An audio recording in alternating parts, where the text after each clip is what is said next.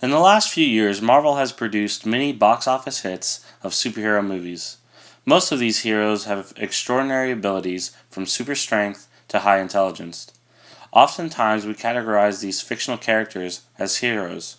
So I asked myself, what does it mean to be a hero?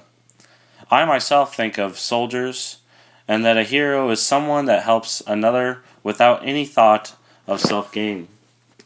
Think to yourself what it means to be a hero and who are heroes in your life.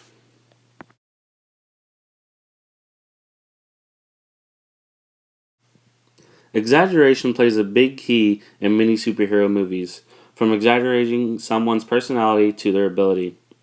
In our projects, we will be exaggerating scale. Many artists have exaggerated the scale of an item. Take, for instance, Klaus Oldenburg's Spoon Bridge and Cherry, depicted here, and shuttlecocks in the next slide. Scale plays a big role in Klaus Oldenburg's artwork. Can you think of any other artists that exaggerate scale?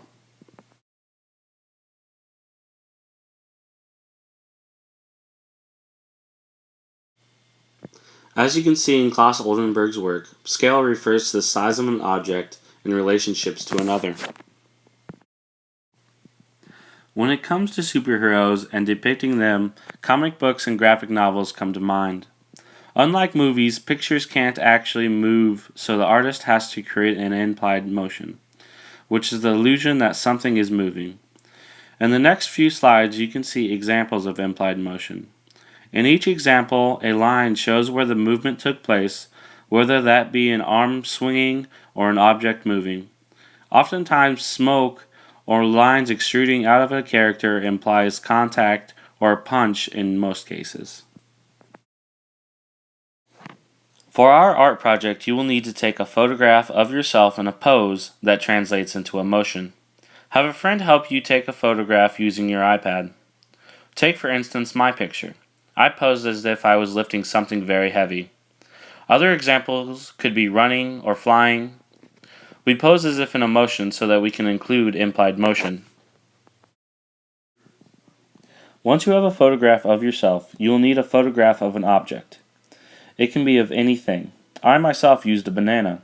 When taking your photo, take multiple pictures at different angles so that one of them will fit right into your picture. Now that you have multiple photos of that object, you will need to look online for a place you can set your scene. I used a photo online of a banana farm so that my picture would make sense. Once you have found your background of a place, you can enter Sketchbook Pro. After you have taken your photos and found your background, enter Sketchbook Pro. Once inside, go to My Gallery. If you are not already in it, go to the top left corner and press the 4 squares. That is to go to My Gallery.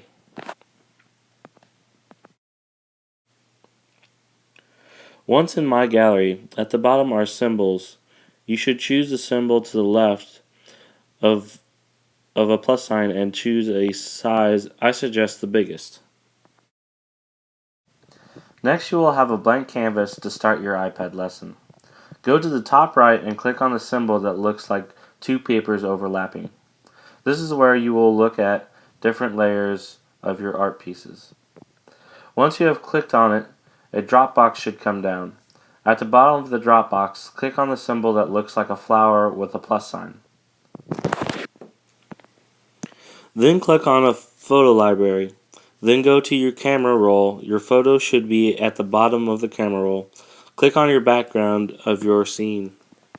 Once your background is on the blank canvas, on the top right next to the layer button is 3 dots. Click on it. Then click on transfer. Then use 2 fingers to make it the size of your canvas. Next, you will need to go back to your layers and add a new layer. A blue outline should surround your layer you are on. Now add the photo of yourself. By going to your photo library, you will need to erase your background of the photo of yourself. Click on the paintbrush at the top middle, then choose your eraser.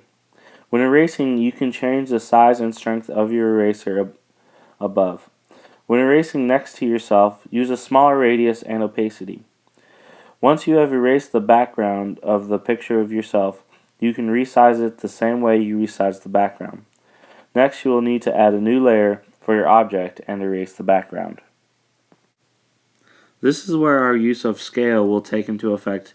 By using the transformation button we used earlier, we can exaggerate the size of the object to be large or small considering what you used.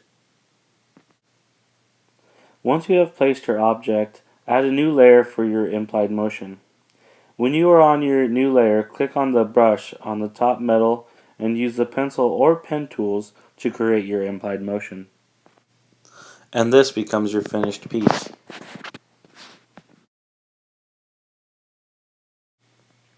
Here's another example that I had made. So in short, add your background for your first layer, add a photo of yourself in motion on the next layer, erase the background on your photo, photograph an object on a new layer and erase its background, add cartoon details portraying movement on your next layer, and this is your final piece.